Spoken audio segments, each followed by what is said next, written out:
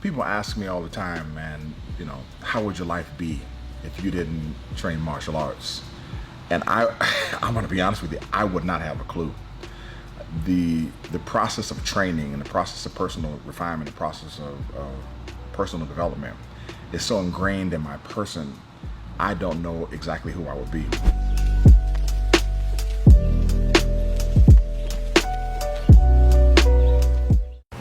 Slow it down a little bit for the people in the cheap seats.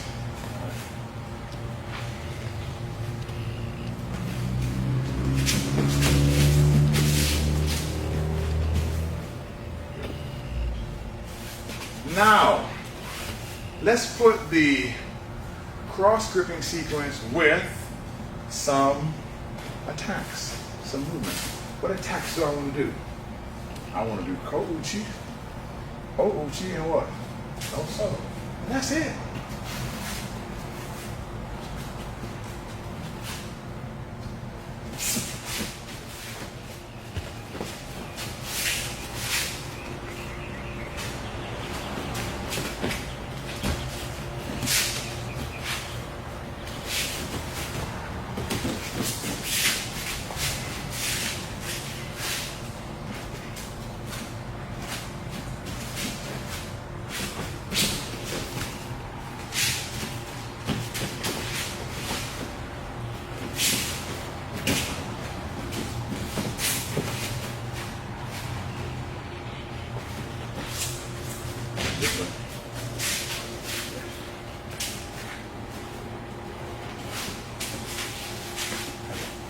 You have to grab the sleeve and you have to come forward.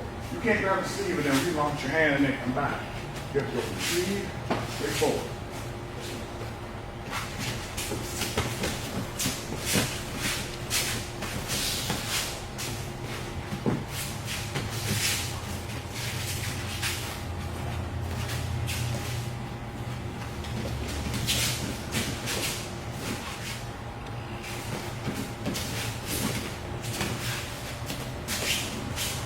Drop his hand to be centered. Drop him before he centered.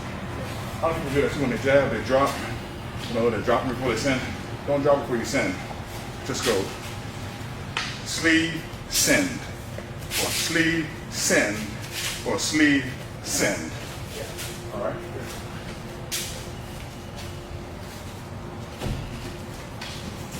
There you go.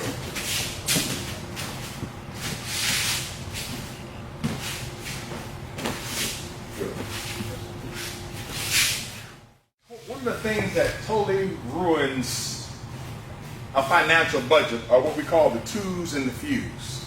It's the time you go to Wendy's, you go to McDonald's, you go to Popeyes, you shop outside of when you're supposed to go grocery shopping, or you want to go to 7-Eleven, you want to grab something, before you know it, you find yourself in a deficit. Well, the same thing happens in grip fighting. If you don't know the twos and fews of grip fighting, you'll put yourself in a deficit, not only in terms of tempo, but you'll put yourself in a deficit in terms of energy consumption. Because anytime that you have to move more than the other person is moving, you're making what we call inefficient movement, and you're spending what we call 2-to-1 per your energy dollars. So what you want to make sure is that you know the twos and fews as it pertains to the standard gripping sequence and it pertains to the basic gripping sequence. Now, on the standard gripping sequence, we go sleeve lapel. Sometimes there's a moment where if you stab with both hands to the lapel, like we teach the kids to do at times, where you go for that person's sleeve and that person then grabs your sleeve too. When you have this person's sleeve and this person has your sleeve, this becomes a very tough situation because both people are trying to rip out. Now, you don't always get to rip out. Sometimes you can't rip your sleeve out. So when we get in a situation where it's sleeve, one of the things that I like to do sleeve is when we're sleeve like this, the person who wins this rollover game is going to be the person who wins. Rufus likes to sometimes want to roll his stuff over so he can pin mine down, and I want to roll his over so I can pin his down. All right. So when we get sleeve, the first thing that usually happens is people come up like this. All right, and then they're trying to roll the sleeve over, boom, and then down. So I roll over, down. Rufus, you roll over, and then push down. I roll over, down. You roll over, down. Good. Now, this happens, and then you roll over, down, and then what I do is I push down.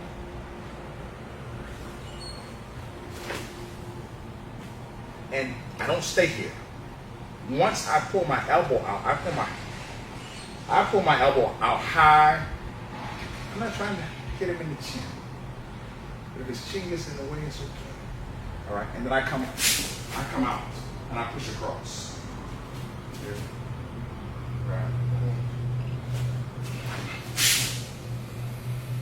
I push. Good.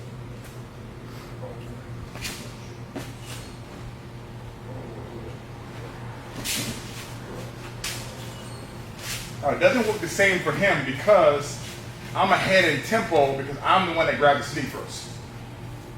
A lot of people ask about what happens if you grab at the same time. Usually you never really grab at the same time. Somebody's like a hair or two before the other person, or I'm grabbing the sleeve and he's grabbing the sleeve, but where I've grabbed the sleeve, it's more advantageous to me. I have more opportunity based upon the way that I've grabbed the sleeve. If you beat me, you 2-on-1 to grab the sleeve. Boom. And I'm grabbing the sleeve here or here, it's not as advantageous as how he has my sleeve. So when I pull it off, he still has a better opportunity than I have with grabbing the sleeve. All right, it's not a lot that I can do in terms of throwing here. Now, if I was underneath, it would be different. Can I get his arm up and do some throws? Yes, but man, I'm a righty. I need this hand free. Yes, I can step across, but there's not a lot happening here. That's a huge shock to make in this particular situation. Normally, when we're like this, we'll be shoulder to shoulder. All right, and I'm trying to manipulate the sleeve, right, so I can grab it this way. So I can come over top, push down, to roll over top to get out.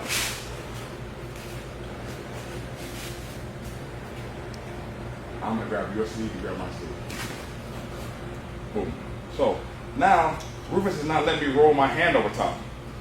But he's not letting me roll my hand over top. My right elbow, okay, is gonna go towards Rufus's elbow, and I'm gonna turn.